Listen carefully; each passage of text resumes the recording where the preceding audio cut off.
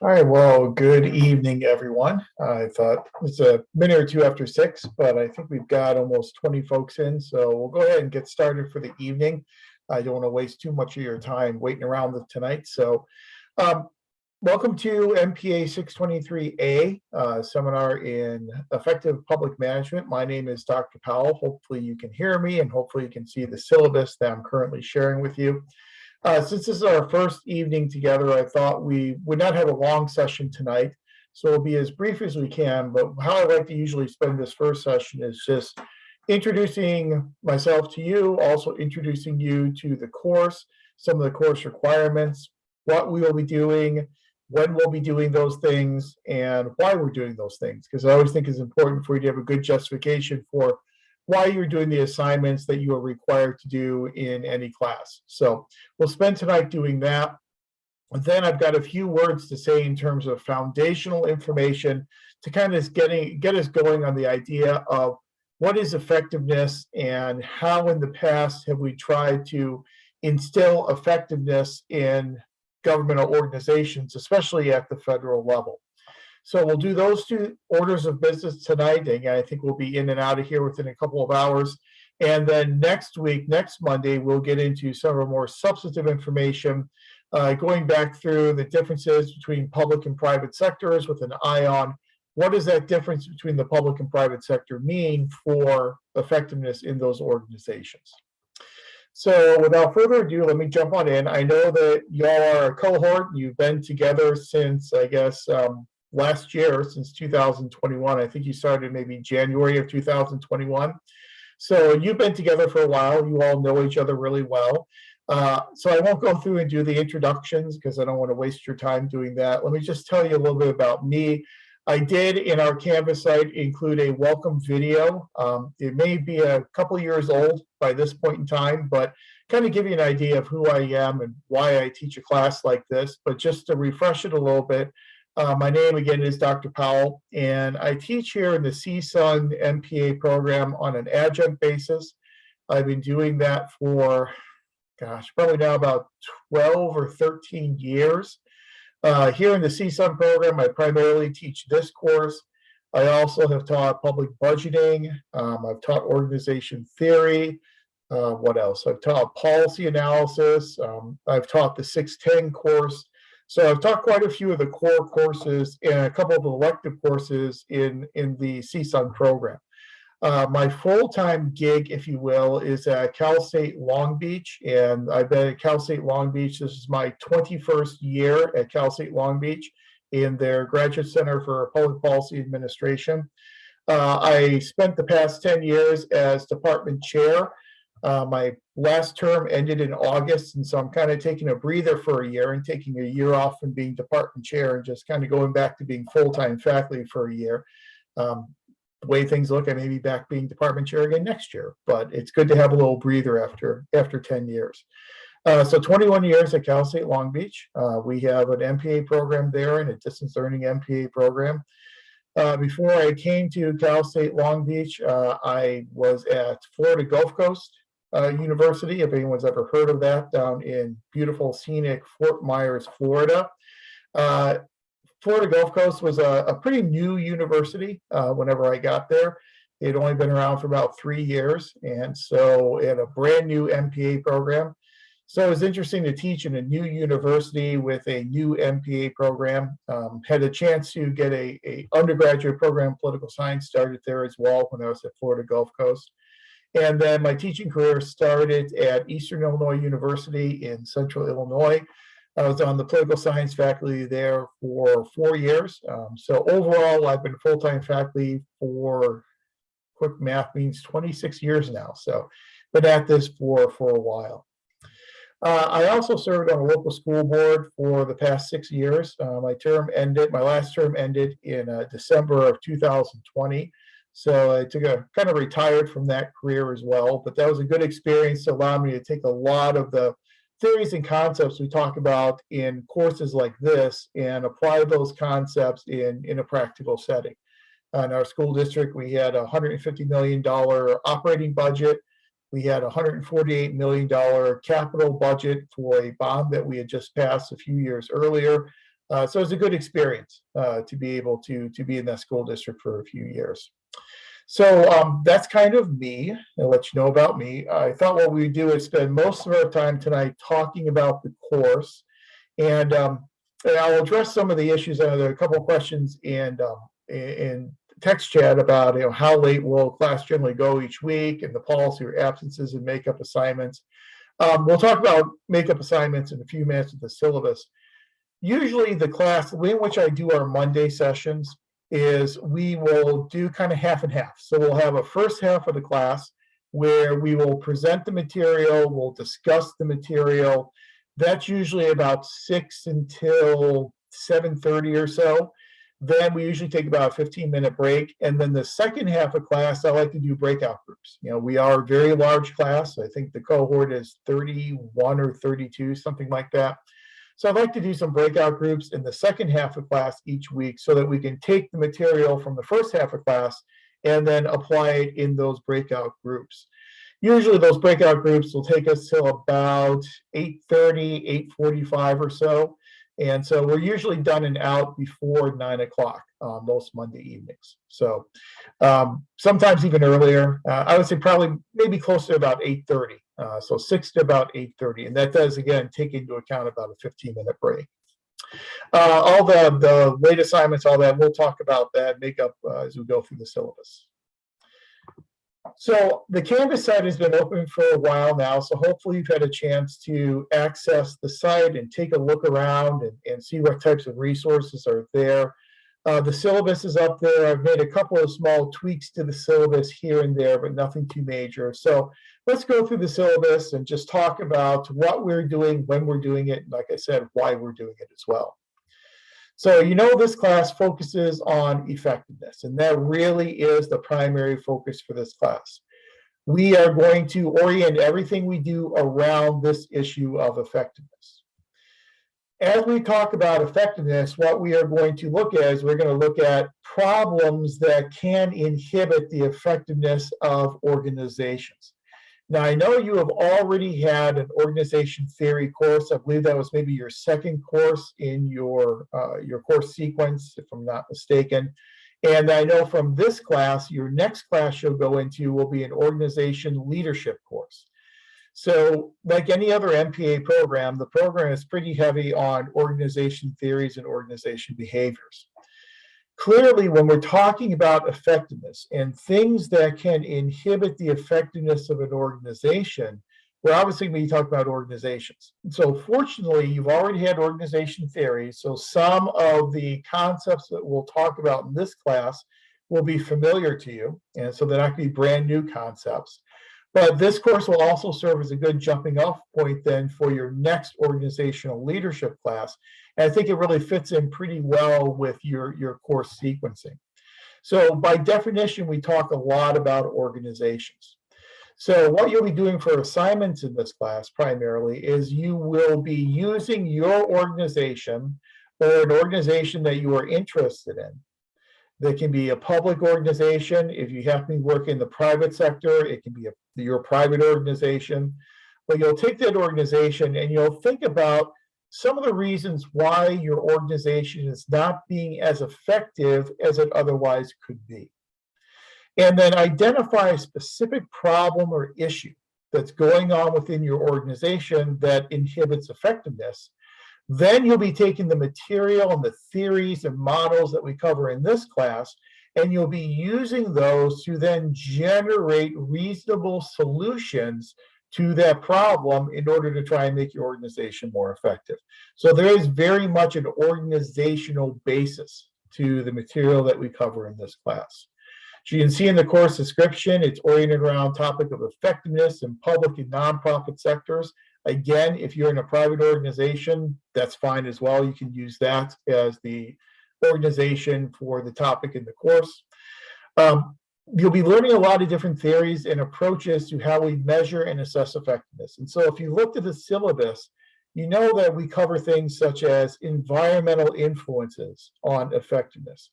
We'll cover things such as motivational theories and how they can affect the effectiveness of an organization. We'll talk about different models of how we define and measure effectiveness. And I'll introduce you to at least 4 discrete models of how we measure and define effectiveness. We'll talk about leadership and how leadership contributes to or detracts from an organization's effectiveness. We'll talk about change in organizations and how we handle organizational change in an effective manner for our organizations. We'll talk about strategic planning and what that means for effectiveness. We'll talk about the establishment of goals and mission statements and vision statements, and how all those strategic planning elements can then have an impact upon the effectiveness of the organization. So at the end of the day, everything boils down to how can we define effectiveness in our organizations, and then how can we make our organizations more effective by solving those problems that are inhibiting effectiveness. So we are going to work very hard over the next 8 weeks to stay true to the topic of the class, to the title of the class, and come up with ways that we can make these organizations more effective. I'm not going to go through all the syllabus with you because I'm assuming you've probably read through it before, but I'm just going to hit some of the highlights. Required textbook. I've gotten a couple of emails about this. I probably should have noted this in the syllabus, but the primary textbook for the class is Hal Rainey's Understanding and Managing Public Organizations. There is a new 6th edition. It came out a few months ago. You can use either the 5th or the 6th edition. I leave that completely up to you. And I've gone back and looked at the 5th and compared it to the 6th. All the chapters are the same in terms of chapter sequencing, and so all the assigned readings will line up perfectly between the 5th and the 6th edition. The difference is the 6th edition has some updates dealing with the pandemic and the impacts of the pandemic on organizations.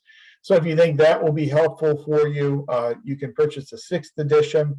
If not, you can probably maybe save yourself a little bit of money with the 5th edition. Either edition will work equally well.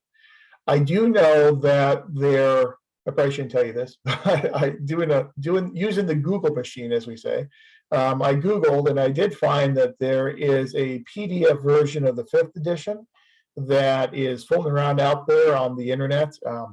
It's out there, downloadable. I'm not going to tell you where because of copyright restrictions, but I just know I Googled it and found that their 5th edition is out there that you can probably access for free. But just as a word to the wise. But either 5th or 6th edition will work equally well. You'll notice if you look at the Canvas site and you go into the modules, you'll see that I have some e-reserve, some course e-reserve articles on there. So if you click on the e-reserves link, you'll see a few articles that are all linked there. You can just click on them and read them. I did include some of those additional readings in our syllabus, and so those readings are encouraged. They're not necessarily required, but they are encouraged for you to go and read those articles. The one e-reserve article I really would strongly recommend you do read is the one for next week, the Graham Allison article. If you haven't read that yet in this program, it's a great article that looks at differences between public and private sector organizations. The title is something to the effect of public and private organizations. Are they alike in all unimportant aspects? And I think that Allison makes a really good, compelling argument in his article about some of the similarities and differences between the two sectors. So if you could take a look at that one for next week, because that will be our topic next week, differences between public and private organizations and what those differences then mean for organizational effectiveness. But those course reserves are all available for you through the Canvas site. So all you have to do is click and read. And as we go through the syllabus, and of course, if you have any questions at all, feel free to flag me down and ask those questions. You can either do it through text chat. I've got text chat open and watching that, or you can also do it through your microphone if you'd like. But just flag me down if you have anything that's unclear in the syllabus. We know that our virtual sessions are Mondays at 6 o'clock, and as I said, we'll usually break the session up into material in the first half and then breakout groups to apply that material in the second half of the session.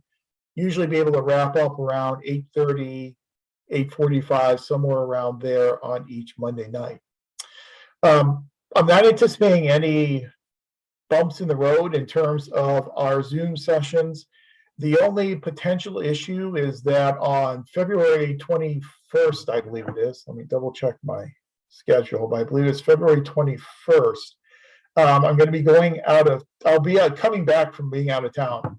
And I should be back in plenty of time for us to have our class session, but we all know what's going on with airlines and flights these days. And so my flight's supposed to get back before noon, but in case the flight doesn't get back, I may be in contact with you on February 21st to let you know we may have to do a recording that night. So I would just record a lecture and then provide it for you. But that's the only possible bump in the road. Everything else, barring any illness or anything, should work out very well. So Mondays at 6 o'clock. I know in the past for a lot of the online cohorts, attendance was optional, and there was an option A and an option B. And I don't know if you've had that in any of your previous classes. Option A was to attend the live sessions on Monday nights. Option B was to watch the recording and then post to a forum. To my understanding, that's no longer an option B, and that there's only one, and that's option A, and that is you're expected to attend the Monday evening sessions. The good news is that they're all recorded, and sometime on Monday night, usually by midnight, I'll be able to extract the file and upload the file onto our Canvas site. So you'll then have access to the recording. So if something happens, you're not able to be here at 6 o'clock on Monday, you can always go back and watch the recording. And then any questions, you can always feel free to reach out and contact me. I didn't mention it with the contact information, but the best way to contact me is certainly through email. I check my email frequently, and so you should be able to get a response within 24 hours if you email me. Also pops up in the classroom in terms of the mailbox in the classroom. So email is by far the best way to contact me if you have any questions or any problems. I think the classroom participation, we can skip through that. Do I lower the grade if you are absent? There is a participation and attendance component to your final grade for this class. So if you are unable to attend a Monday session, send me an email and let me know that. And you can watch the recording, and as long as I know that you're not going to be there and I know why you're not going to be there, then there won't be any point deduction for not attending the session. But just let me know that in advance. And so, if you have a council meeting or something like that going on a Monday night, just send me a quick email, and we can avoid any type of deduction. No makeup assignments if you miss the session. Just let me know in advance if you can. Okay. Then you're familiar with discussion forum. I'm sure you've been doing that in your other courses in the program, so you're familiar with how that works. I use it a very similar way to other instructors use it in the program, and we'll talk a little bit more about discussion board essays in just a second. So let's talk about some of the course requirements. I am a really big believer in keeping things as straightforward as humanly possible. And one of my pet peeves in graduate school is where the syllabus was kind of ambiguous and the instructor was ambiguous about what they wanted and the types of assignments and the types of expectations the instructor had. So I try and be as straightforward as possible. So the assignments, I think, are very commonsensical for a class like this. You basically have three main paper assignments. The first paper assignment is called the background paper. The background paper is just kind of what it sounds like. So for the background paper, what you will do is you will select an issue or a problem in your organization or the organization that you are focusing on. A problem that you think is keeping the organization from being effective. So to give you an example, some of the issues, the problems that have been used in the past, employee retention. That's a really common one. Usually in a class of 30 folks, I usually see it used at least 10 times. A lot of organizations in the public sector have problems holding on to employees. So employee retention could be a major problem for the organization. Succession planning could also be a major problem for the organization. A lot of organizations haven't planned very well for all these impending retirements. And I've been, again, teaching public administration for 26 years. And when I first started teaching 26 years ago, we were talking about the impending bubble with all these baby boomers who are going to be retiring and what are we going to do about this impending bubble and to get new people into the public sector. 26 years later, we're still talking about that impending retirement bubble. A lot of those baby boomers did not retire as quickly as we thought they were going to retire. But it's still a problem for a lot of organizations. You've got a lot of impending retirements. What are you going to do to then staff all those now vacant positions? At Long Beach, we have a faculty of 7 full-time faculty members. We have 2 who are retiring at the same time. So we're kind of dealing with that issue as well.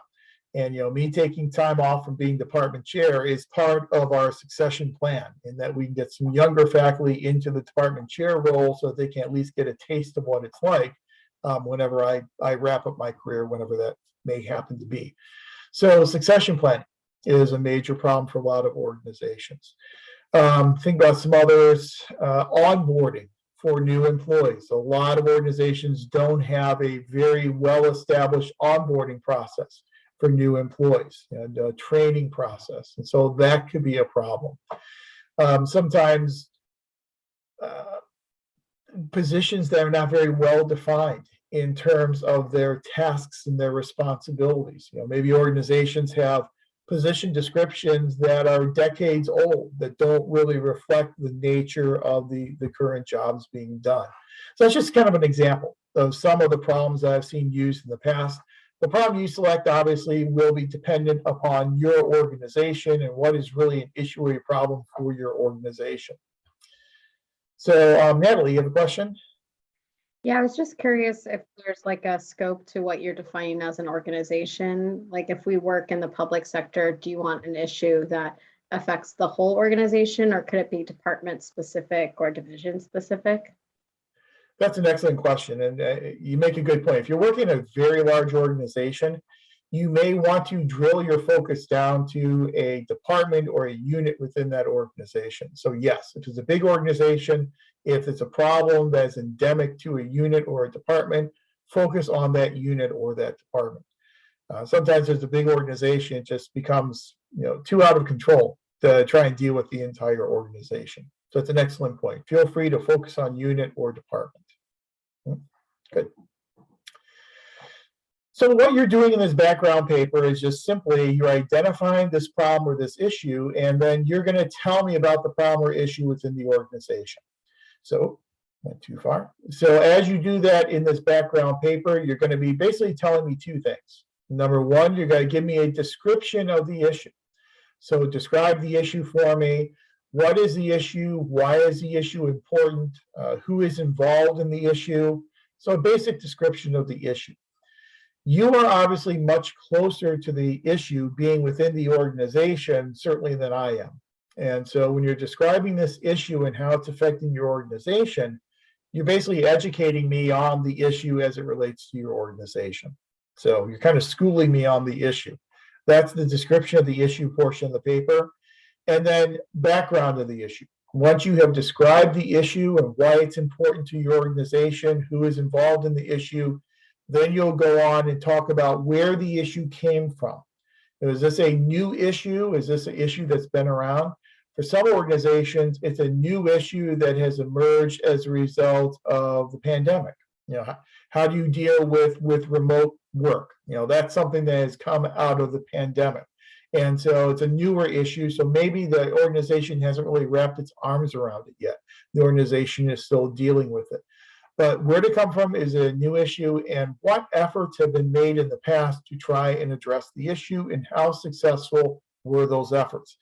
Clearly, if it's still a problem, the efforts were not 100% successful. So kind of what's the organization done about this issue in the past? Mary, do you have a question? Yes. When you say who, are you looking at specific people, Sally Joe, or are you looking for the chief, whatever, the chief legal person? Yeah, the latter. Yeah, I'm looking for positions. And so it would be, maybe the head of HR is someone who would be involved in this, or, a line manager in this unit. So I'm looking for the position as opposed to, the actual person themselves. Let's see, in text chat, given we may be speaking from personal experience in the background aspect, are we allowed to use first person for writing, or should still maintain third person? Good question. You can use first person here. This is kind of a unique assignment. You're talking about your organization and a problem that you're dealing with in your organization. So first person is certainly acceptable for the background paper. Again, kind of an unusual assignment. So you're describing the issue and you're telling me about the background of the issue, where it came from, and what the organization's tried to do about the issue in the past. This is a brief paper, and we're making it brief by design. So this paper, we're looking at maybe 3 to 5 pages. I always evaluate papers on quality as opposed to quantity. And so I think you can certainly do this easily within 3 to 5 pages. As always, I'll ask for a title page. Then you'll give me a description of the issue. You'll give me a background of the issue. And then if you use any references, which I don't know if you will or not for this paper, it depends on your issue. If you are using some references, then give me a reference page with your citations in APA 7th edition. Now, we use APA 7th edition. I am one of those instructors who is not a major stickler for APA. I always like to tell my classes, if it looks and smells and feels like APA, it's close enough to APA for me. So I'm not going to deduct points from you if you leave off a running head on a page or something like that. But kind of get it in the ballpark of APA 7th edition, and I will be a happy camper. So 3 to 5 pages, title page, description of the issue, background of the issue, and a reference page.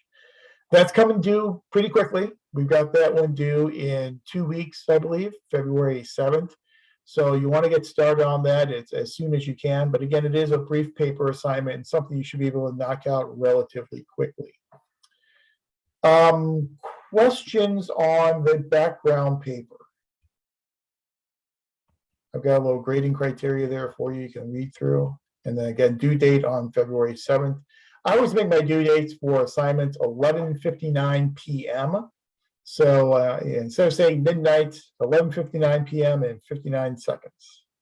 So I just had a question about the due dates. I know that you had in there that they're due, it looks like on Mondays. But then under the weekly schedule, I think it's on page 11 of the, I don't know, the syllabus, what am I trying to say? It says assignments are due Sundays at 11:59. Is that specific? I guess I'm just confused on. Yeah, I pushed it back a day. So it's, Okay. It used to be Sundays, but I pushed it back one day for you to give you that extra day because I don't necessarily need to have the paper come in before we have our Monday session. Okay, thank you. Sure. Okay, so that's the background paper. Then the next paper assignment is the alternative solutions paper. So now that you've identified the issue or the problem that you want to deal with in your background paper, now you move on to your alternative solutions paper. And what I'm asking you to do in the alternative solutions paper is just what it sounds like. Come up with some alternative solutions to this problem.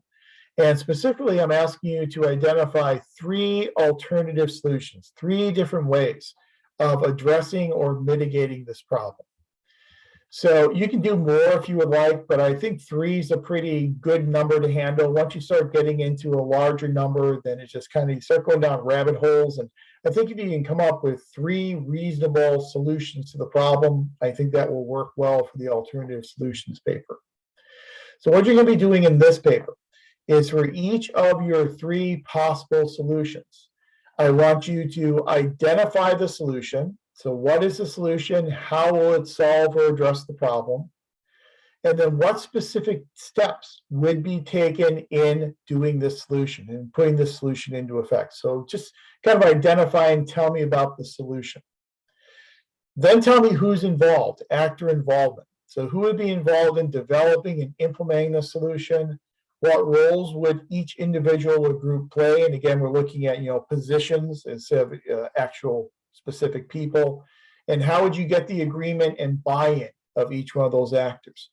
The public administration literature tells us pretty clearly, people like Martha Durthick and others, that if we want to implement something, we need to have the buy-in and the acceptance on the part of our implementers. I'm sure you've covered Pressman and Waldowski before if you've had the policy course.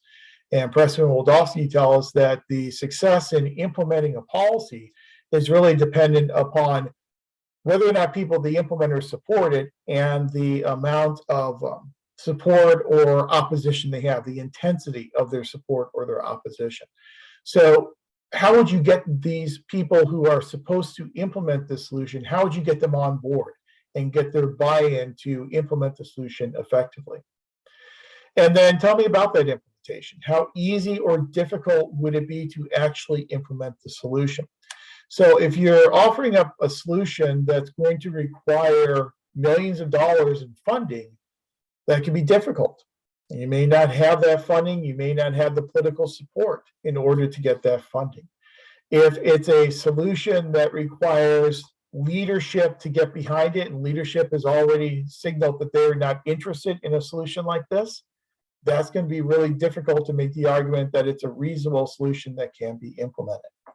So again, for each of your 3 alternative solutions, identification, actor involvement, and then discuss the potential implementation of each one of those solutions.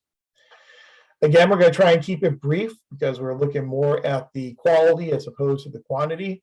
So we're saying here no more than 10 pages. Now that's just a guideline. Whenever you see me put pages in there, it's always as a guideline because I'm not going to stop reading at 10 pages. And so if it takes you 11 or 12 pages to do it, that's fine. I'll read all 11 or 12 pages.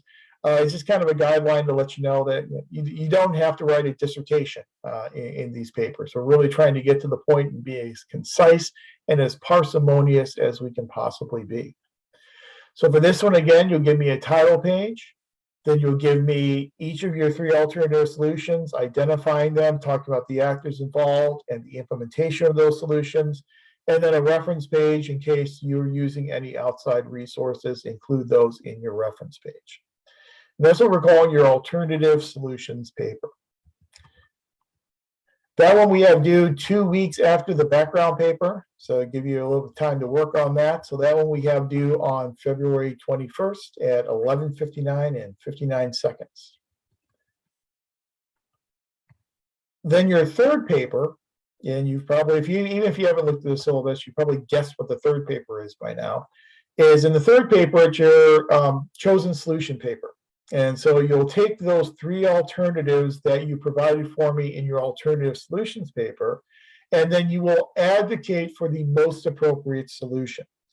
Now, you may be selecting one of those 3 and advocating for that one solution. You may think that the combination of maybe 2 of your 3 solutions would be the most appropriate. So you'll argue for a hybrid combination of 2 of your 3 solutions.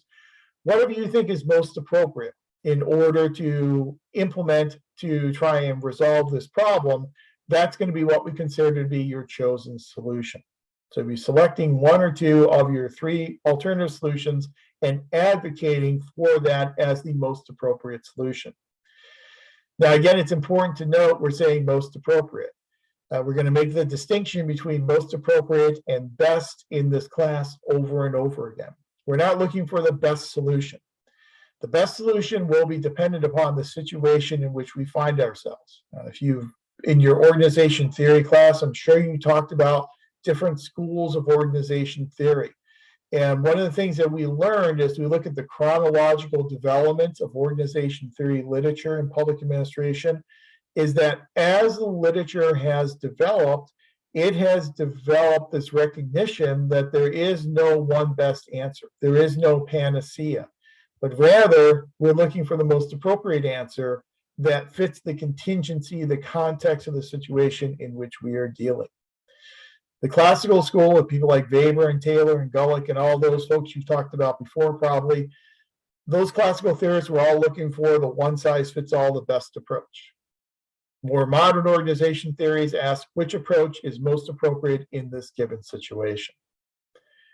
So when you put together this chosen solution paper, this is kind of your walk-away assignment from the class. For all my classes, I like for you to have a takeaway assignment. You know, at Long Beach, whenever we have our core courses, we always have a post-instructional assignment. The post-instructional assignment is kind of that capstone assignment for each of the core courses that when you leave the course, you have a documentation of some of the skills that you have developed and some of the skills that you've utilized in that course. So this chosen solution paper is going to serve that function. So when you put together your chosen solution paper, what you're going to do is give me a title page, like always. but you're going to be including in this your revised background paper, your revised alternative solutions paper, and then this new element, the advocacy of one of your solutions that you presented to me in your alternative solutions paper. So essentially what you're doing is you're just revising the background paper, which, I will, once you turn in the background paper, I will read it, evaluate it, provide you some feedback. If the feedback you get from me on your background paper is, this looks good, I have no recommendations, then there are no revisions that you necessarily would need to make. But based upon my feedback, based upon some feedback that you will get from your colleagues and discussion board, you can incorporate some of those feedback into your background paper, revise it, then that revised background paper goes into this final assignment. Same thing for the alternative solutions paper, revised based upon feedback you get, that then goes into this final assignment. And then the new section on your chosen solution and why that chosen solution is superior to the other solutions that you offered up in your alternative solutions paper. Now we're saying when you put all this together, it should probably be less than 20 pages. Again, if it's beyond 20 pages, there's no deduction for that, but just kind of give you a rule of thumb here. The paper should include a title page, then your revised background paper, your revised alternative solutions paper, your new chosen solution element, and then the reference page for all the references that you are using in the construction of that paper.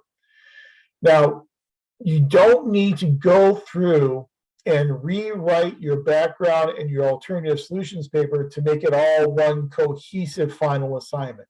You can literally just take your revised papers and just put them into this final assignment. You don't have to make it one big cohesive element. What I will look at when I evaluate this paper is I will focus primarily upon that last third section, that new section on your chosen solution, seeing whether or not that solution you've chosen is appropriate, is it realistic, and does it appear to be superior to the other alternatives that you offered up in your alternative solutions paper.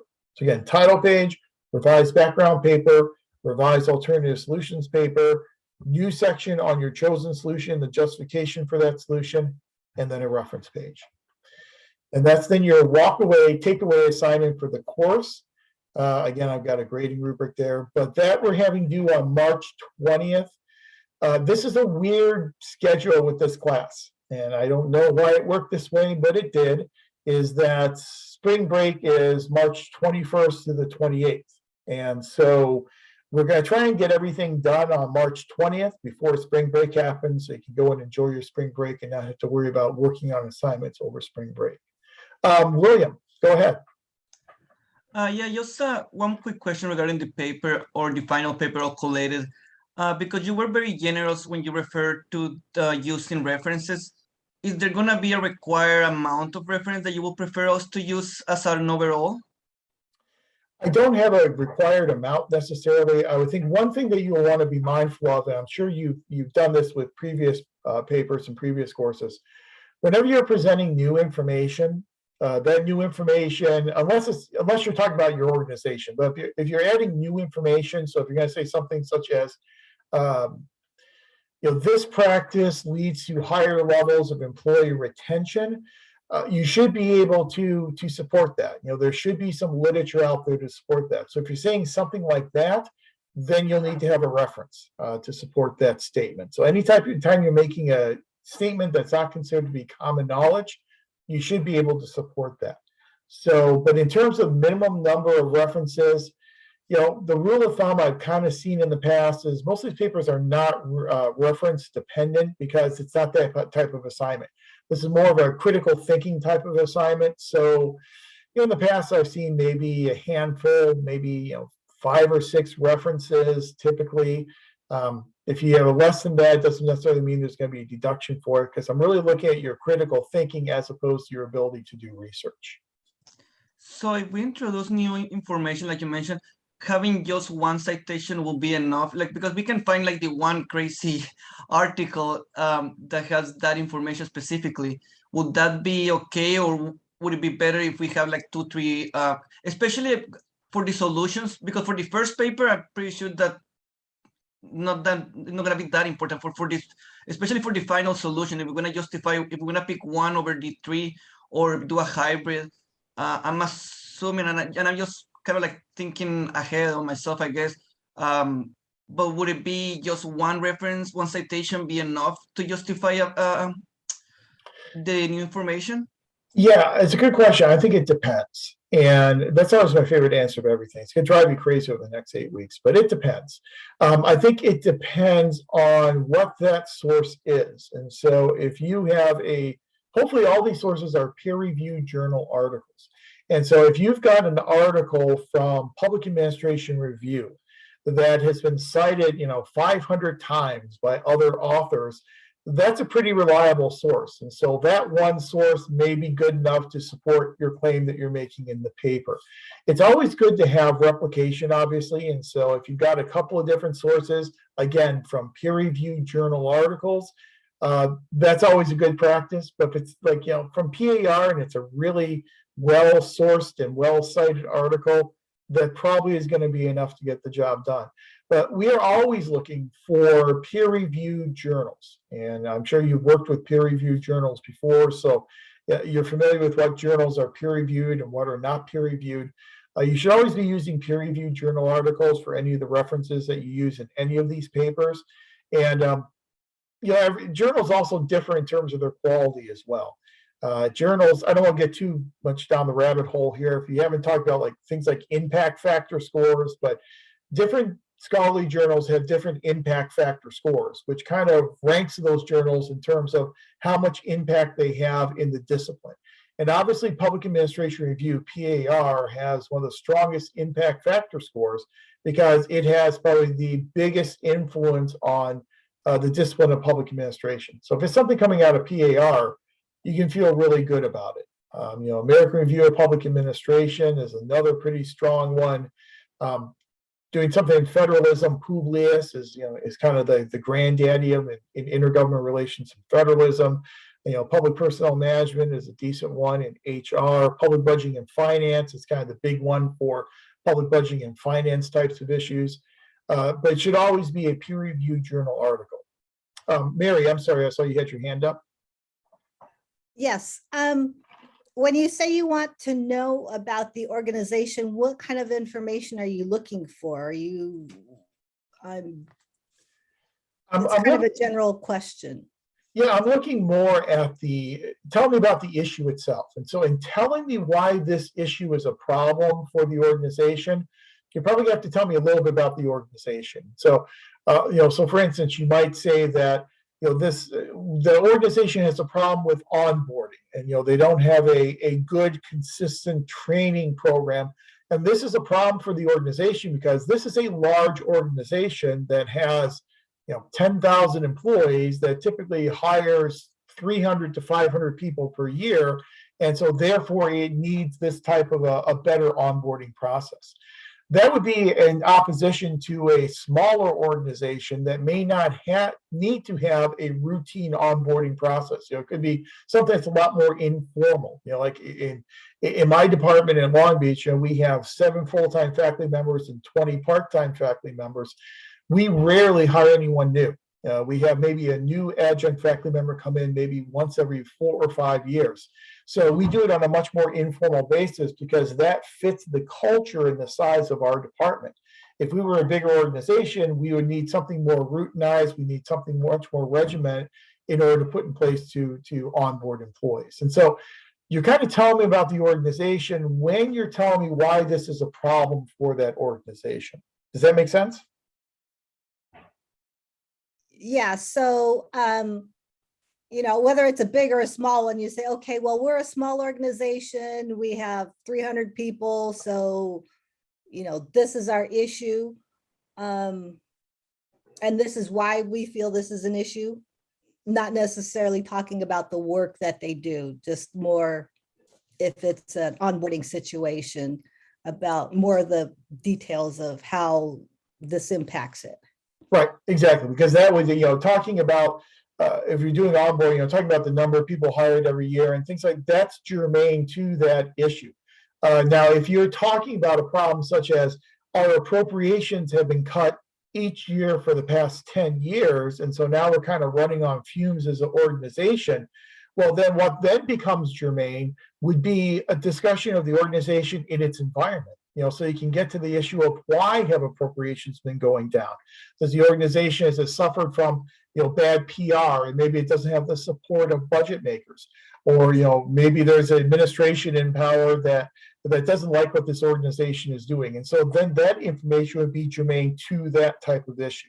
So just the information about the organization that's germane to the issue or the problem. Thank you. Sure, good questions. These are all very good questions. It's always good, this is why I like to spend tonight going over this information, because it's really good that we address the problems or the questions now rather than next week or 2 weeks down the road. So I'm very happy that we're answering the questions now. This is the time to do it. So and yeah, I agree with JV's comment in text chat that you're not creating necessarily a brand new 20-page paper at the end of the term. You're just really the new creation in that chosen solution paper is just that last part. And that last part is oftentimes relatively brief, because you're just saying, here is the solution that I advocate, and this is why it's superior to the other solutions. And so that oftentimes is probably the shortest of the three elements of the paper. And that's what I'm going to focus primarily on when I evaluate that final paper assignment. The goal with these three papers is that hopefully you'll create something in this class that you can use. We are an MPA program, and not to get on my soapbox too much, but as an MPA program, we are kind of unique among some other master's programs in that we are both academic as well as professional. So as an academic program, there are scholarly requirements. And so we expect that you will be able to base some of your ideas and some of your positions on academic literature, peer-reviewed literature that's gone before you. So I mean, we do have those scholarly requirements, but we're also a professional program. As a professional program, we always need to find that nexus between the theories and concepts in the classroom and putting those theories and concepts into practice in the public sector. And so hopefully what this paper does is it allows you to actually identify a problem, come up with a resolution to that problem, and maybe in the future, the organization will actually implement that solution that you have developed. And that's happened frequently. I mean, it doesn't happen in every case, but I get a lot of emails later on from previous classes where they say, oh, by the way, my organization implemented this solution, and this has become a new policy for the organization. We've been implementing it for the past 3 or 4 months. And so that's kind of what we're going toward. That's something you can actually take with you and apply to your organization to make your organization more effective.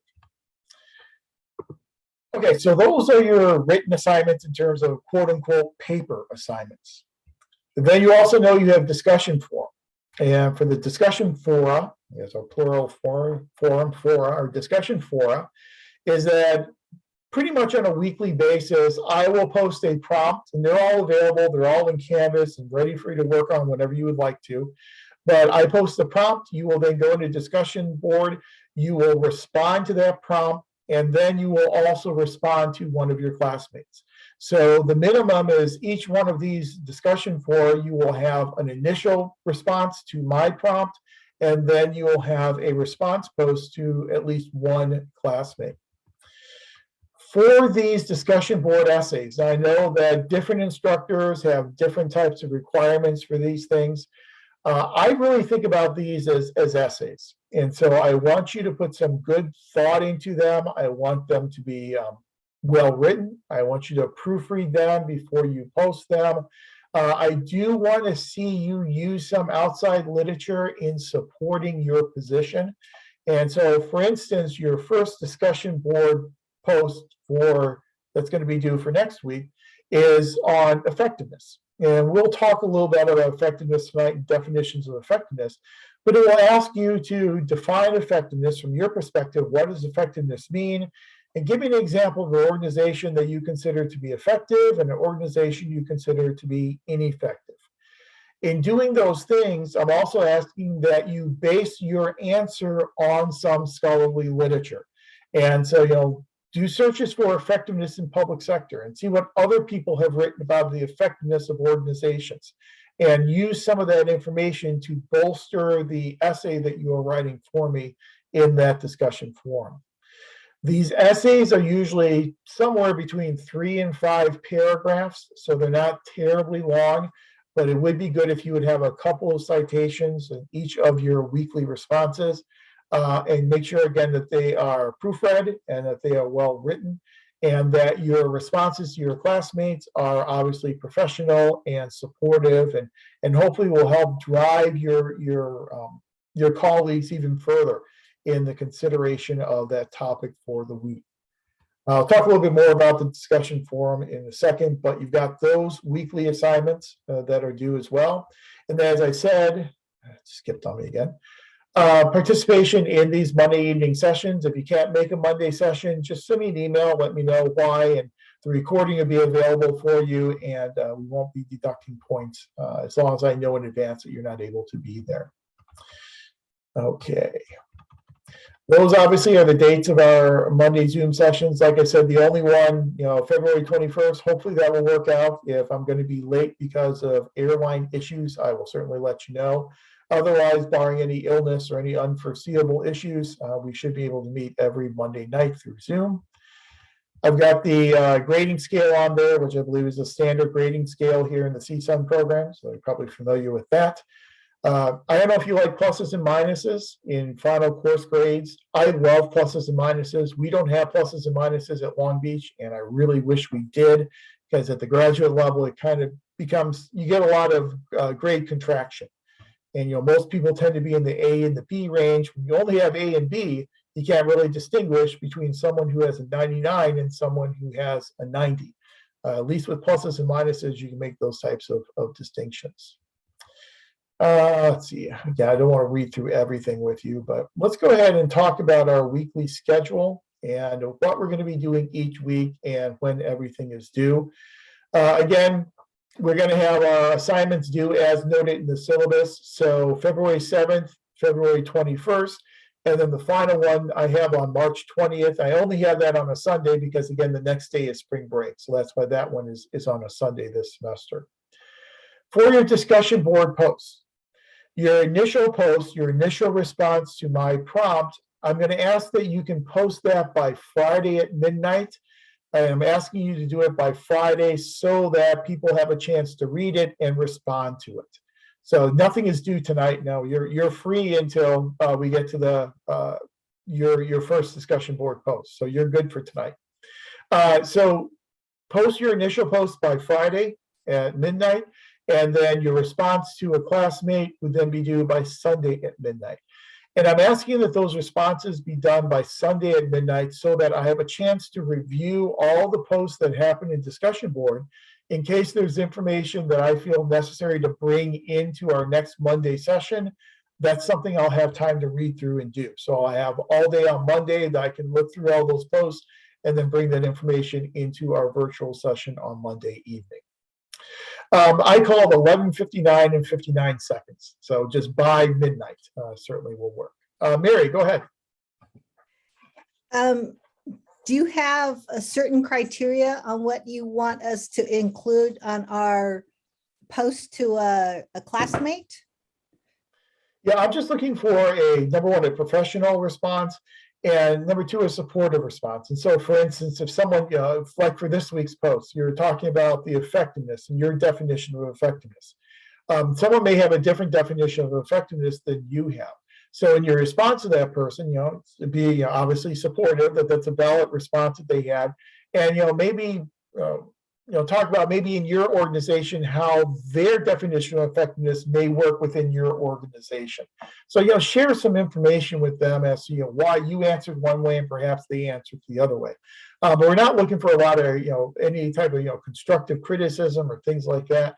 I can provide all the constructive criticism necessary. So just some supportive professional types of posts. Again, in terms of length, those do not have to be very long at all. Your response posts, a couple of paragraphs, 1 or 2 paragraphs, I think will get the job done.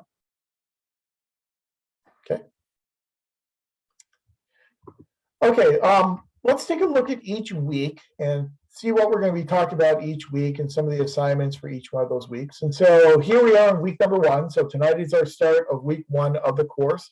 Going over the syllabus tonight, course requirements, and then obviously we're also going to talk a little about effectiveness, how effectiveness has been defined in the public sector, and how we've reformed, especially at the federal level, to try and make federal agencies a little bit more effective, and some of the patterns we've seen over the past 30 or 40 years.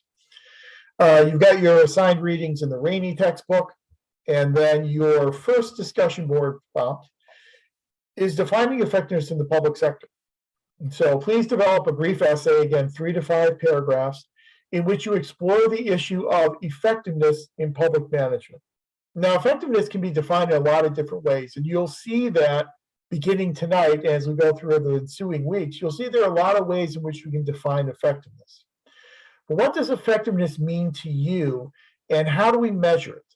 So for you, what is effectiveness in your organization, and how is effectiveness measured? Provide one example of an agency that you consider to be effective and why you think that agency is effective.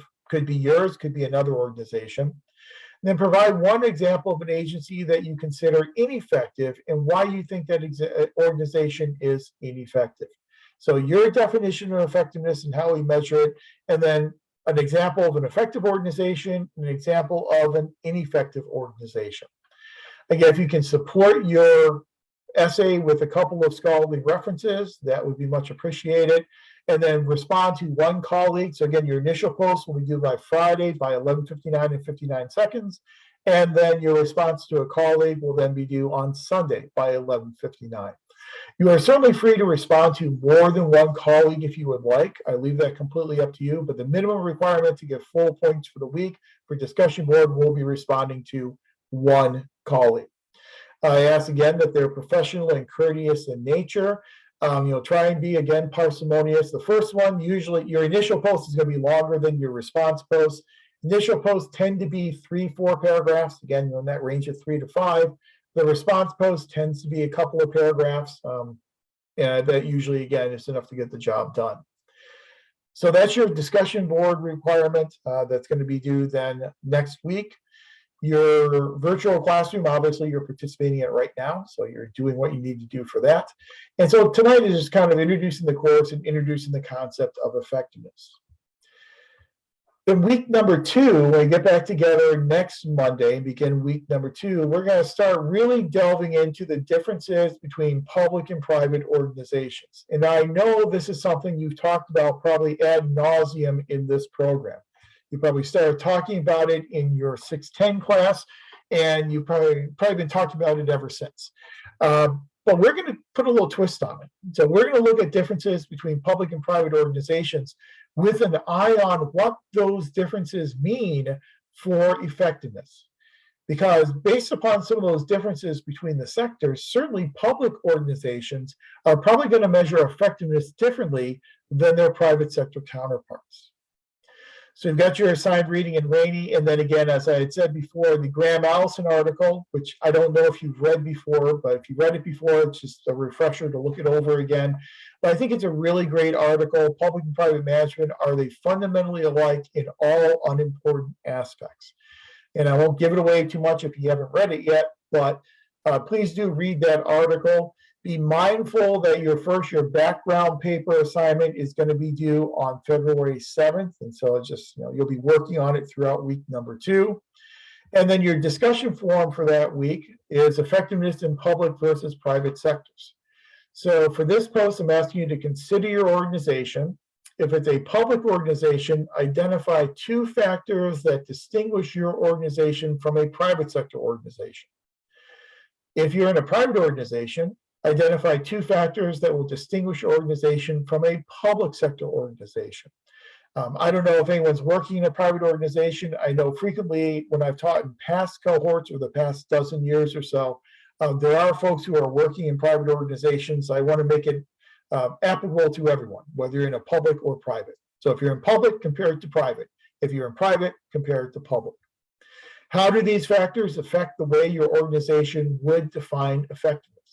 And then, as always, please respond to one colleague. And then, as I said, we then have our Monday session on that night. Then week 3 begins on February 7th. You've got your background paper that is due that night by midnight, 11:59. And then for that week, we're going to get into the environmental analysis. So we're going to look at how the environment affects the effectiveness of public organizations.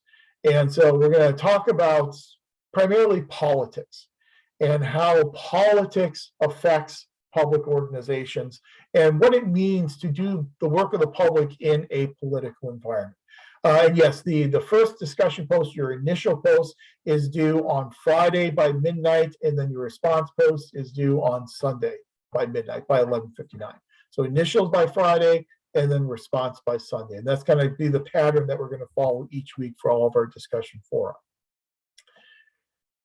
So you got your assigned readings there for our discussion of environmental analysis. And then for your discussion forum for that week, I'm asking you to share from your background paper the problem or the issue that you are going to work on.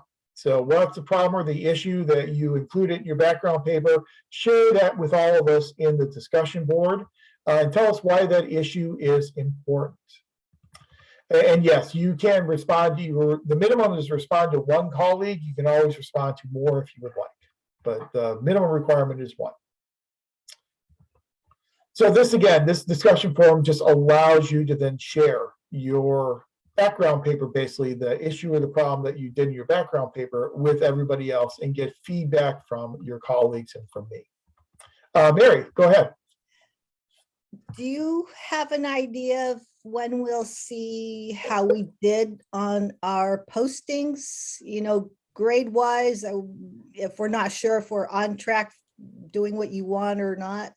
It's helpful to us if we can get feedback on that. Yeah, that's a very good point. One thing you'll learn about me is I'm a very quick grader. Don't be alarmed if you get feedback very quickly from me on things. For the discussion board, I usually wait until all the responses come in on that Sunday. So usually the following Monday, I will go through discussion board and I will give feedback and assign grades on that Monday. So your initial post is due on Friday, your response post is due on Sunday, and if all goes well, like it usually does, on Monday, you'll then have feedback on how you're doing in discussion board. In terms of your paper assignments, again, I do tend to grade quickly.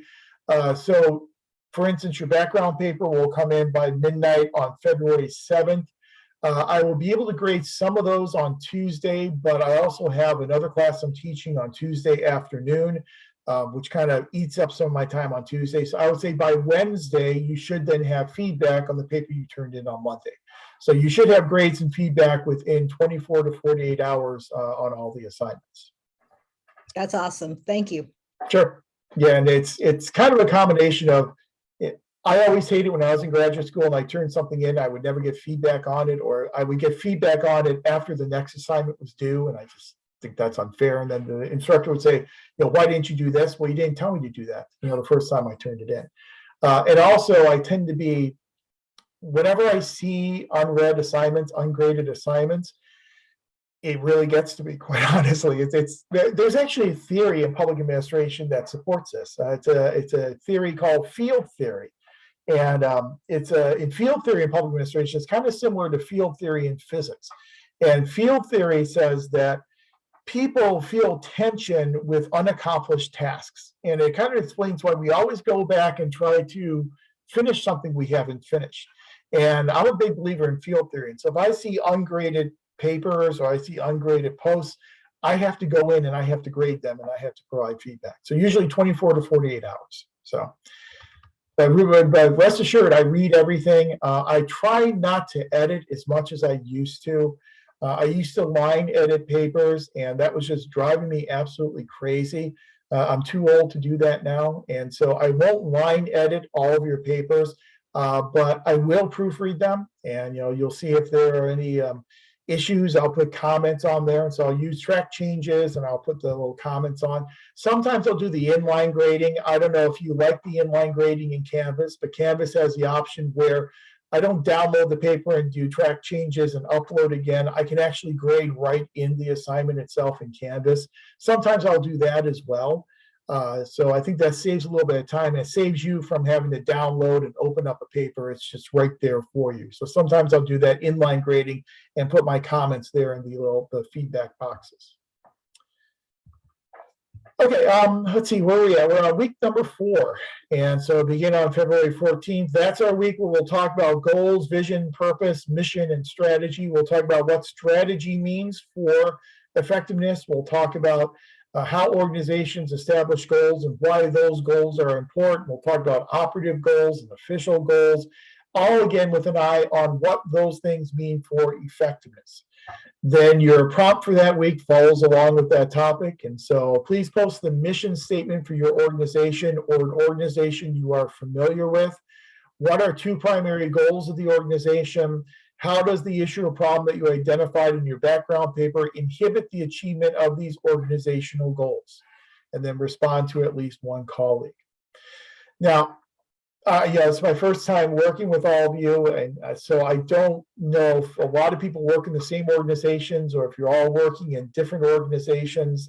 Different cohorts are kind of built a little bit differently. If you're working in different organizations and you're a little uncomfortable sharing the actual organization that you are working for, because sometimes when you're identifying problems that may not cast a very positive light upon your organization. If you don't want to actually identify the name of the organization, you do not have to. You could refer to it as, a large transit organization in California or something like that, and that's acceptable. So don't feel that you have to kind of out your agency with, here are the problems that the agency has. You don't necessarily have to do that. You can always have a more generic description of the agency, so you don't have to, share all the negative things going on within your organization. Then February 21st is when your alternative solutions paper is due. So again, yeah, you kind of have the rhythm of these courses. It's an 8-week course, and you kind of know the rhythm of the course. So you do know these assignments roll around relatively quickly. So it's always good to get out in front of them as best you can. So, I would start thinking, tonight about an issue or a problem that you would like to address in your organization. If you think of an issue or a problem that you would like to address and you're not sure if it'll work for the course, most issues and problems work. I very seldom have seen problems that don't work for this class. But if you don't know it's going to work for the class, feel free to send me an email and just say, here's the problem I'm thinking about using. Do you think it'll work for the course assignments? I'm happy to give you feedback on whether or not I think it'll work. But again, most issues and problems, they're kind of endemic to public organizations. I usually see pretty generic types of problems that really apply across a broad spectrum of institutions. And so usually the problem you identify is going to work perfectly well for the class.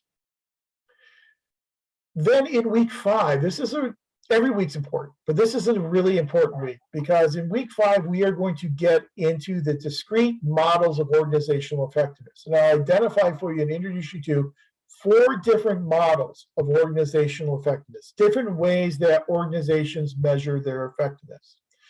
We'll talk about those models. We'll kind of give you a theoretical underpinning to see how those 4 different models all relate to each other.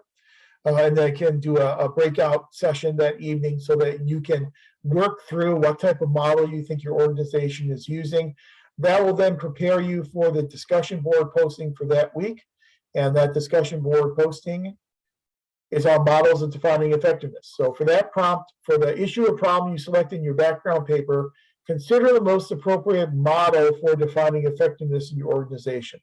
What model does your organization use, or models plural, because the models we present are not mutually exclusive. So what models does your organization use? Is there another model that you would recommend that you think would be more appropriate than what your organization is currently using to deal with that issue or that problem? And then, as always, respond to a classmate.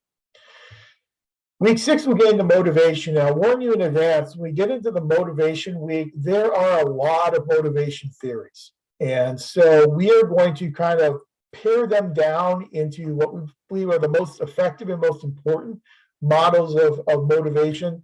And we'll talk about how we motivate employees and what impact that then has on productivity, which then in turn has an impact upon the effectiveness of the organization. The discussion board posts for that week compare motivational models that we present in class that night which model will be most appropriate in your organization, how will the motivational model help enhance effectiveness and respond to a classmate. Week 7, we'll get into leadership and the impact of leadership on organizational effectiveness. What leadership styles are effective in your organization, your discussion board prompt. Do these styles contribute to or detract from effectiveness? What style would you recommend to enhance the ability of the organization to achieve goals and achieve effectiveness? Then our final week is March 14th through the 20th, because we kind of butt up against spring break. So in that final week, we'll kind of do a wrap up. We'll talk about organizational change and what that means for effectiveness and performance. For your discussion posts, you're going to be sharing with us your chosen solution from your chosen solution paper and justify why you think it is the most appropriate solution for your organization to deal with the problem that the organization is suffering from. And then right now we have your chosen solution paper due by 11:59 seconds on March the 20th, again, because once that clock rolls around to March 21st, we're officially on spring break. And that is it for the course and our course schedule. You can read through the rest of it on your own. I'm sure we won't have any problems with academic dishonesty, but those boilerplate information that needs to be included in all syllabi. So you can read through that. And that's pretty much it in terms of the important information for the course. So questions about, I know we've been dealing with questions a long way, which is perfect. That's the way in which we need to do it. But are there any questions out? We've covered the syllabus and the course. Any questions at all?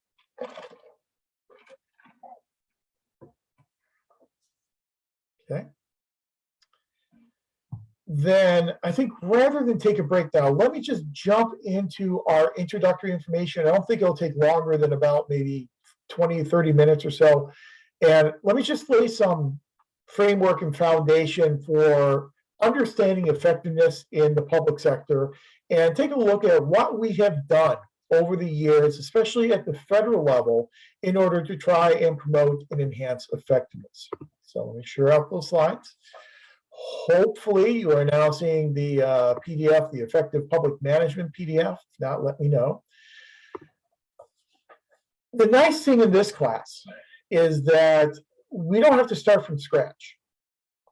We have a big body of literature that we can look to and draw upon in order to be able to answer these questions about what effectiveness is and how we can better promote effectiveness in our organizations. Some of that literature comes from different sources. So we know that there's a big body of literature on organizations. And I'm assuming in your organizations class, you probably went through some of this literature. Whenever I teach organization theory, I take the class through a chronological development of how the organization theory literature has developed from the late 1800s up until the modern point in time.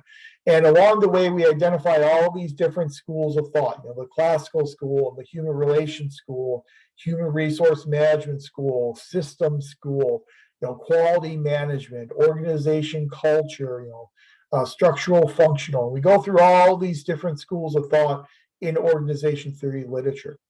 There's a lot of stuff there. And there's a lot of good information, a lot of good theories that have been developed in the organization theory literature. So for us, when we're studying effectiveness, we can reach back into that literature and we can pull that information and we can use it to help us answer our question in this class about what effectiveness is and how we can promote effectiveness in our organizations. But there's a problem. And the problem with that literature is oftentimes it tends to be generic. It tends to really favor what we call the generic tradition. The generic tradition looks at public and private organizations as being very similar to each other. And so therefore, a theory that we're applying to Microsoft or IBM or Merrill Lynch or whatever organization you want to apply it to, we can then also apply that to the Department of Agriculture or to any public organization that we want to deal with. That's kind of that generic tradition, that it's interchangeable. We know that that generic tradition was alive and well in the classical school of organization theory. If you remember back to 610 or remember back to organization theory class, people like Weber and Taylor, Gulick, all those classical theorists, a lot of their theories came out of the world of business. Frederick Taylor, for instance, his theories were private sector oriented theories that then got applied to public organizations. Weber's theories, in terms of organizational structure, even though he looked at bureaucracies, a lot of those structures were very similar to what we looked at in the private sector as well. So that's one of the problems with using organization theory literature for effectiveness, is it tends to be very much rooted in that generic tradition. We also know that we have the fields of public administration and economics and political science, that all those disciplines have their own bodies of literature as well, that we can draw from to learn about effectiveness and how to promote effectiveness. The problem with drawing from those disciplines is that, especially in terms of like economics and political science, they tend to be very theoretical in nature, especially with economics. Economics is always theoretical. And so sometimes they're too theoretical. And when they're too theoretical, they don't really help us look at the internal management dynamics within an organization. They kind of overlook all those things that make a bureaucratic organization a bureaucratic organization. And they deal at the very abstract construct level at that theoretical level. So fortunately for us, there is a lot of literature out there we can use for this class. The problem is that we have to recognize that we have to take it and apply it to the uniqueness of public organizations. We have to kind of break out of that generic tradition and recognize that, yes, there are commonalities between what public and private managers do. It's not really what they do that sets them apart, it's how they do it. And that's the major theme of the Allison article you're reading for next week. That public and private organizations, you got to hire people regardless of what sector you're in. You have to allocate work regardless of what sector you're in. You got to evaluate work. All those things, those HR types of things, happen in both private and public HR offices. The difference is how you do it in the public sector. In the private sector, you're dealing with at-will employees. In the public sector, you're oftentimes dealing with civil servants. They have civil service protections. In the private sector, you may be dealing with non-unionized employees. In the public sector, you're probably dealing with unionized employees. And so not only do you have civil service protections, but you have a collective bargaining agreement that you have to deal with as well. We need to recognize that when we do the public's work in the public sector, we are operating in a political environment, much more political than in the private sector. And that political environment means that we need to be able to, as managers, skillfully navigate that political environment when we're trying to enhance the effectiveness of our organizations. So that's a topic we're going to pick up again on next week, when we really delve down into detail on some of these specific differences between public and private organizations and how we measure effectiveness in the private sector versus the public sector. But just for our purposes, yeah, Amber, go ahead. Raise my hand. I can't figure out how to mute it. Sorry. So I just have a question, because I did ask that question earlier in the chat. So if we work in an organization such as, I work at the County of Santa Barbara, and I work for a particular department, behavioral wellness, but an overlying issue in, like, for example, process or leadership, getting things done, effectively, comes from there's a bottleneck because of the political aspect of it. Meeting not maybe staffing needs, because we can't hire certain personnel because of political reasons, or everything is approved by a board of supervisors. So the question is then, if we're picking a particular issue within the public sector, then how do you focus more on the issues that are more specific to that particular department, or is it more the overlying issue kind of goes back to politics? Yeah, that's kind of how I see it. Yeah, that's a great point. I think my answer to that would be, what you focus on what you think is most important for the effectiveness of the organization. And so, as you say, some of these problems, the root cause of those problems, it's a political cause. And so, like you pointed out, the board of supervisors, so you have elected officials who determine your budget, and sometimes elected officials who then apply pressure in terms of what should be the goals of the organization, and what the strategy of the organization should be. In those types of political situations, if you're going to offer up an alternative solution, it needs to make political sense as well as practical sense in the organization. So what you would need to think about is, how can I, with this solution, how can I curry the favor of these supervisors? How can I make this appealing to these supervisors? Because the supervisor is going to look at it and say, well, how's this going to help me get reelected? Well, is there a way in which you can sell it to the supervisors so that they can see this could enhance my reelection prospects? Those are the types of things you have to think about from that political dimension. Sound good? Thank you. Sure. Yes. Yeah. And I'm glad you mentioned, I mean, and that's something we'll talk about in next week and the week after that. I always say when I teach budgeting, one of my favorite things to say is that, I don't know if it's a great saying or not, but that political imperatives trump economic imperatives, and not, President Trump. Political imperatives trump economic imperatives. Political imperatives oftentimes are how we make our decisions. So even if something makes great economic sense, or even great sense from an efficiency or effectiveness type of perspective, if it's something that doesn't make political sense, there's a good chance it's not going to happen. And we have to realize that it's because we're working in this political environment. And that's something that private sector corporations don't have to worry about quite as much. So when you're thinking about a solution to make it realistic, you may have to consider that political dimension. And how can you get the support of these elected officials who are determining your budget, and these elected officials who are, or maybe political appointees, who are determining the direction of your organization, the goals of your organization. So we always have to keep that political aspect in mind as well. Well, that's a really nice segue into our discussion, a really brief discussion here about how we try to make government more effective, especially at the federal level. Because our definition of why we're not effective is oftentimes a definition that is guided by politics. And you can see that over the past several administrations. So go back to the Carter administration. Over the past several presidential campaigns, all the way back to 1976, really even before that, but we'll go back to 1976, candidates have always run on the idea of making government more effective and more efficient. They've always run on the idea that government is not effective, government's not efficient, and so I'm going to go in there, and my administration is going to make it more effective and make it more efficient.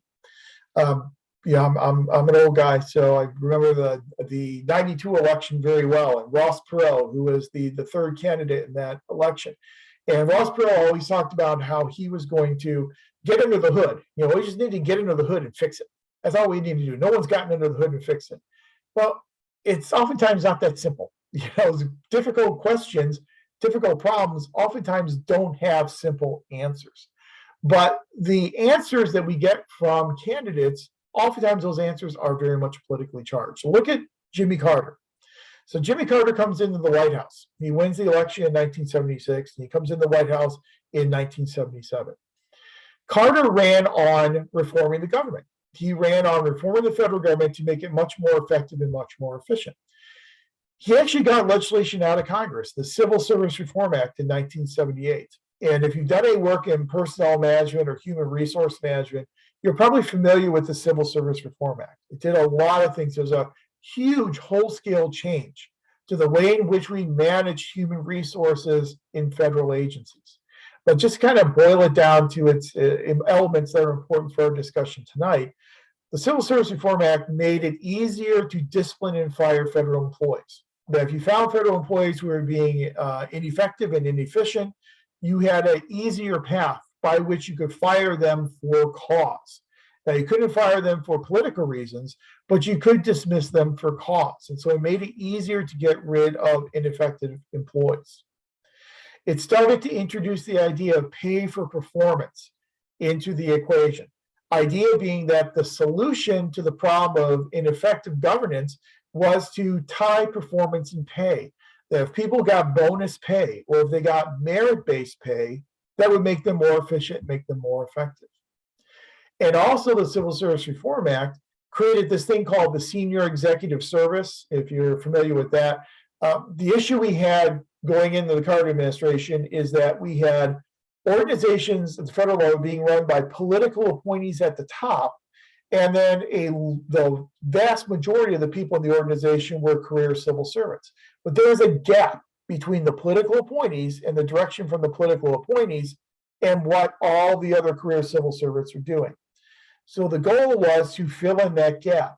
And they tried to fill in that gap with this thing called the Senior Executive Service. So we'll take the top ranking career civil servants and we will induce them to join this new executive service. And we'll induce them to join this new executive service by providing them with promises of bonus pay. So we'll give you bonus pay. We'll make it easier for transfer from organization to organization if you join this executive service. And the idea was the senior executive service would kind of be this hybrid between a political appointee and the rest of the career civil servants within that organization. So the approach of Carter was very much a structural approach. Let's change the structure. Let's make it easier to discipline and fire employees. Let's make it easier for there to be communication between political appointees and career civil servants by creating the senior executive service. Let's make it easier for people to get paid, get rewarded for doing good things on the job. So it's very much a structural type of change. As you know, Jimmy Carter lost his re-election bid in the election of 1980, and Ronald Reagan becomes president in 1981. When Reagan becomes president in 1981, he was even more aggressive in trying to reform government. Reagan ran against government even more aggressively than Carter did back in 1976. So when Reagan comes into office, he wanted to reduce the paperwork, to streamline government. He wanted to cut the size of the government, both in terms of staffing as well in terms of funding. He wanted to increase presidential authority over agencies by increasing the number of political appointees at these organizations so that he could then better control the organizations through these political appointees. So again, it was a structural approach, but as a structural approach meant to shift the authority from career civil servants to political appointees as the conduit for the president through the White House to then be able to manage and direct these agencies across the federal government. So it's very much of this top-down type of structural orientation toward Reagan's reform to try and make the federal government more effective and more efficient. There are strong arguments that it probably did not, because we saw an increase in the number of indictments for malfeasance and misfeasance in the federal government. We saw a big morale problem. We saw the morale of federal employees drop off precipitously in the 1980s. We saw the staffing cuts and the appropriation cuts make ready-made excuses for organizations to not meet their goals. Or why weren't you more effective? We weren't more effective because we didn't have the money to be more effective. We didn't have the staff to be more effective. And it then still continued the Carter approach of trying to link pay and performance. The problem, though, with trying to link pay and performance is that Congress never fully funded performance-based pay.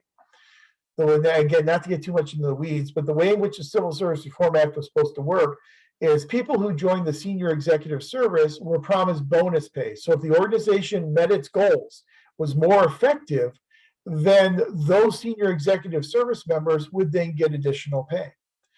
It gave merit pay for people just below the senior executive service, again, based upon their performance and the performance of their organization. So it made all these promises in 1978. Congress, because it didn't have any money, because it was running bigger and bigger deficits every year, didn't have the bonus and merit pay to give out. And so it was kind of a broken promise, which again led to a lot of that reduction in morale on the part of federal employees. In 1992, in the election of 92, Bill Clinton, because he had the three-way election, Bill Clinton ended up winning the White House, When the Clinton-Gore administration came in 1993, they brought with them their reinvention of government. And you're probably familiar with the reinvention of government, the National Performance Review. The whole idea behind the reinvention of government was that we can make government more effective by focusing on the system and changing the system as opposed to individual government employees. So now under Clinton-Gore, it wasn't the individual federal employees who were bad. It was the system. It was the structure that was bad. They were operating in an inefficient and ineffective structure. So we needed to change that structure. There's a big decrease in the staffing levels across the federal government to the tune of about 325,000 positions were eliminated. Admittedly, a lot of those positions were in the Department of Defense, but it's still a staggering reduction to the size of the federal bureaucracy. But most notably, what the Clinton-Gore reinvention of government did is it changed our definition of effectiveness. Now the focus wasn't as much on meeting the goals of individual agencies. The focus was meeting the needs of our quote-unquote clients or consumers. So citizens were now being viewed as the clients. They were the consumers of the products and of the services that were being done by these federal organizations. So we became effective as an organization if we were meeting the needs of our citizens, of our consumers.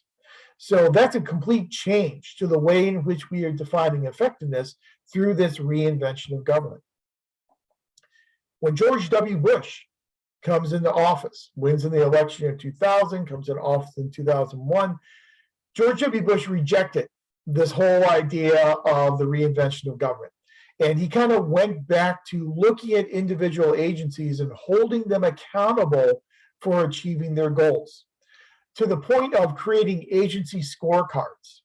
So every year in the budgeting process, agencies would have a scorecard. And on that scorecard, they would have to report how well they are achieving the goals that they set for themselves at the beginning of the fiscal year. If they are making progress to and achieving their goals, they get a green light indicator. That's success in achieving your goals.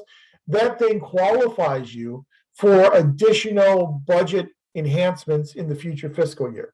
So you are then going to get an additional 2 to 3% on top of your budget request as a reward for meeting your goal. And so the definition of effectiveness was, did you meet your goal? Very goal-oriented effectiveness decision or definition. If you made some progress, but you had not achieved the goals yet, you got a yellow light indicator. That means mixed results. You did some things well, there are some things you could do better. And so if you got the yellow light indicator, it meant that you were eligible for a budget enhancement, but you were not guaranteed it. If you got the green light, you were guaranteed that budget enhancement. If you got yellow, you were eligible for it, but not guaranteed it. That you would get it if there was political support to give it to you, but you weren't automatically guaranteed that additional budget. Red light was failure. If you failed to meet your goals, you were ineffective as an organization, you were prohibited from a budget enhancement in the next fiscal year. So there are some real punitive measures that were attached to organizations that were not meeting their goals, because that's how we were determining them to be inefficient and ineffective.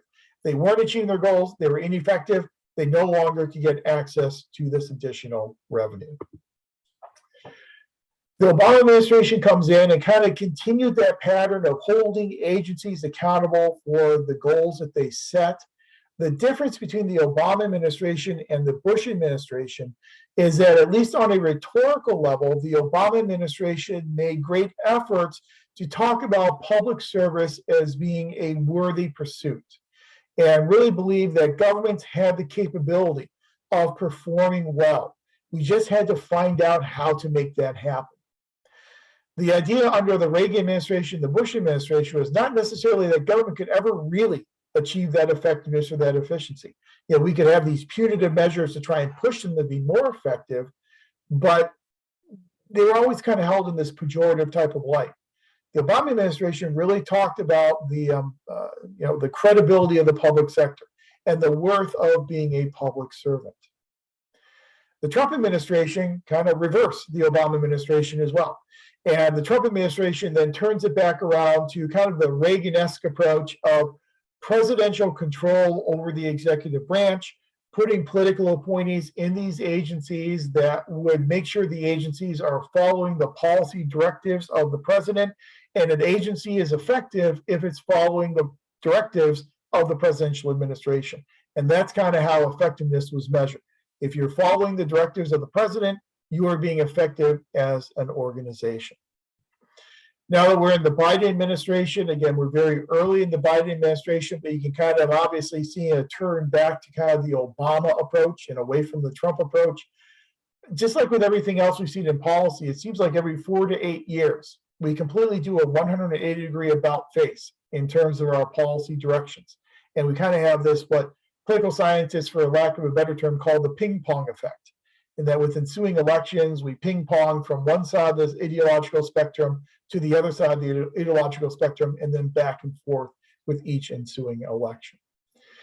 But again, what we've done is we have, over the past 4 decades, we have continuously tried to reform government to make it more effective. But the way in which we've done it has differed between administrations, and the way in which we define effectiveness has also differed between administrations as well. And the way in which we define effectiveness at the federal level has a very, very heavy political element to it. And that if you have again, a Reagan or Trump administration, you're going to define effectiveness one way. If you have an Obama or a Biden administration, you define it another way. As Amber says, it is very slow progress, and it does really slow down our progress to a great extent. So I think the basic thing we really need to deal with in this class, before we can really do anything else, is to really think about, for us as individuals, what we think effectiveness means and how we would define effectiveness. And yeah, Rika, it's very incremental. Everything we do at the federal level, and as well as in some states as well, in policymaking, tends to be characterized by an incremental, very gradual, slow process. So when I ask you about the question of effective, how would you define effectiveness for an organization? What makes an organization effective? Again, you can use text chat, you can use your microphone. What do you think makes an organization effective?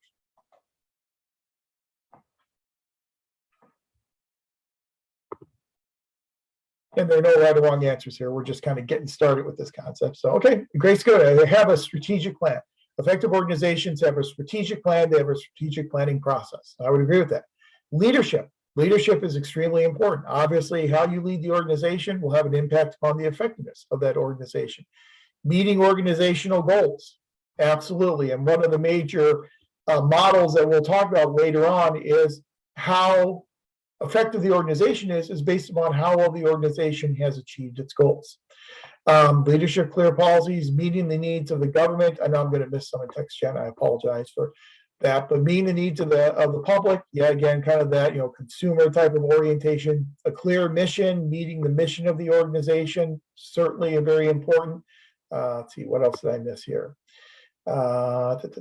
Meeting the mission, clear mission.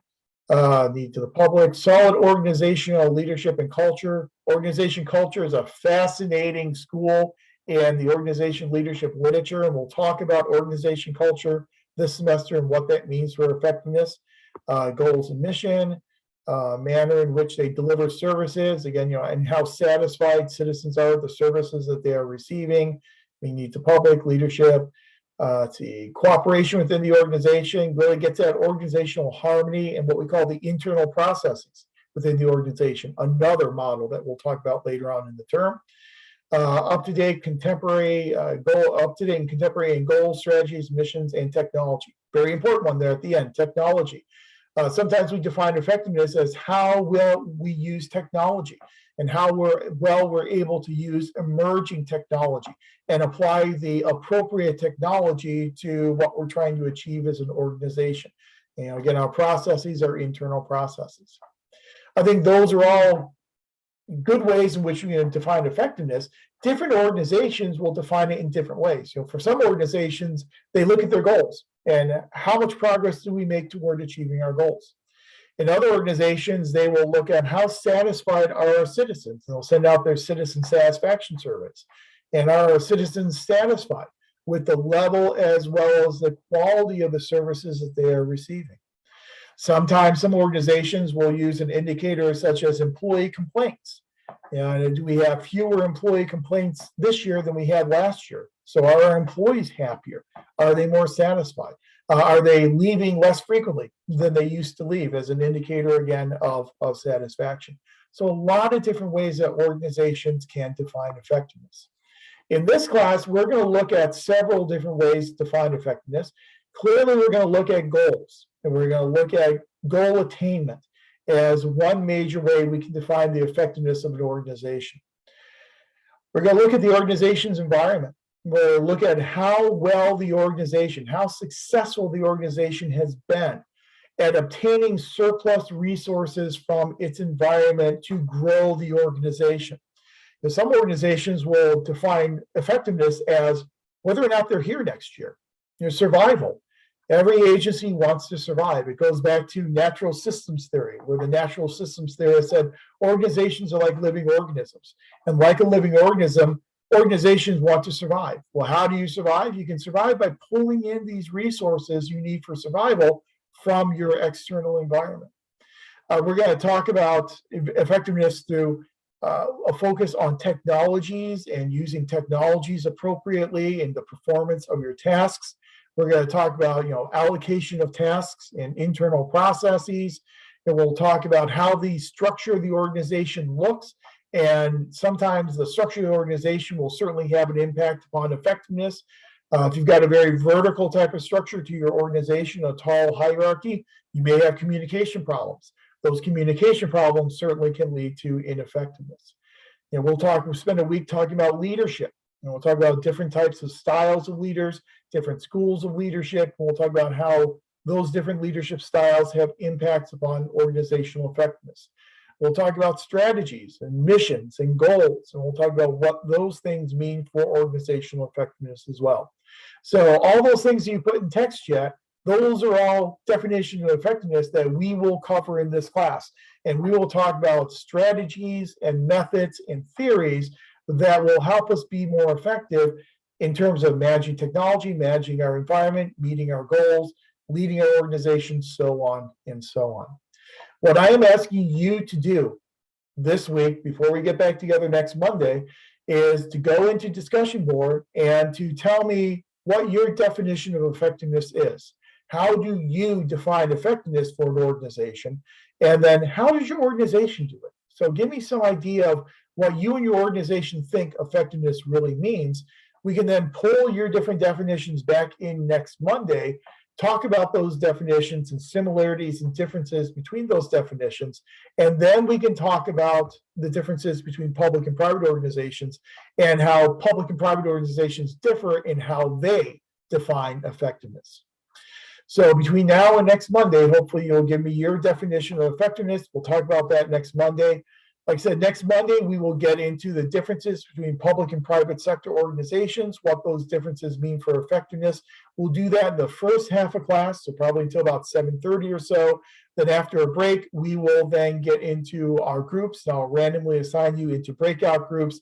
And then we will, in those breakout groups, talk about some of those differences between public and private organizations and what those differences mean for effectiveness. That approach is what I like to call the lecture lab type of approach. Now, the first half of class will not always be lecture. I'll be asking you questions. You'll be participating through text chat and microphone. So even that lecture part in the first half of class, I want to have it be dynamic and interactive. But the second half will be our lab. And that's where we take the information and we apply it in our breakout groups. So remember to do your discussion forum and respond to one colleague before the due date. So your initial post is due by Friday at midnight. And your response post by Sunday at midnight. I'll bring that information back into class next Monday. Well, I said we could do this in 20 or 30 minutes. I think we did it in about 25 minutes. That's pretty accurate. Any questions, again, about the course or anything we covered tonight? I kind of want to give you a early night this evening so you can go off and start thinking about the problem or the issue that you want to use for your course assignment. So any questions about the course, any of this preliminary information that we've covered so far this evening? You know, good? Okay, then if you do have any questions about any of this material, feel free to send me an email. If you have any questions about whether or not the issue or problem you want to work will suffice for this course and the course assignments, send me an email. I'm happy to give you feedback on that. I'll stop the recording and then I'll make this recorded session available, if everything goes well technologically, by midnight tonight. So you can go back and rewatch this anytime you want throughout the week. Then we'll be back together again on Monday at 6 o'clock and talk about differences between public and private organizations and those differences and what they mean for effectiveness. Okay? Professor, a quick question. How are you going to keep log of who is in the live Zoom class and who is going to be watching the videos? Do we do something? Is it automatically done by the system? There is a report feature so that at the end of every session, I can go to the report and I can see a list of everyone who is in the session. If you're not going to be in a session, then just send me an email and let me know that and the reason why, and then I can still give you points for watching the recording. But there is a report function where I can automatically see everyone and when they logged in and how long they were in the live session. Oh, okay, perfect. Okay. All right, well, thank you very much. It's nice meeting you. I'm sure we'll get to know each other a lot better over the next several weeks, but look forward to reading your post for this week. I hope everyone has a great week, and I'll see you next Monday. Thanks a lot.